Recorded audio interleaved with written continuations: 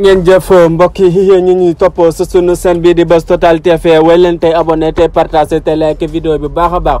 mbirum Antoine Félix Diome fële sa Touba ak tiktokeur ya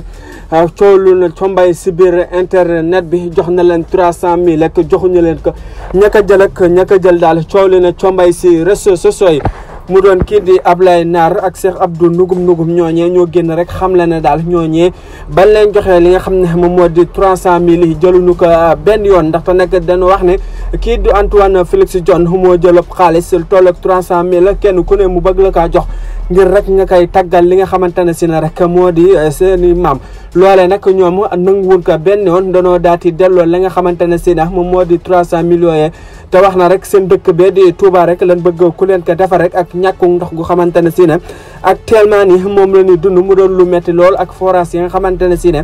dafa paan ba tax na rek ñu bëgg ku leen ko defaree mais nag paan rek ngay jël ay tiktokeur di leen joxub xaalis pour rek ñu lay defale li vidéo di la tagg di la wayal si biir réseaux sociaux yi loolee nag ba tax na kii di Ablaye Nar ak Cheikh Abdou Nugum ñooñee doonoo récité loolee nga xam ne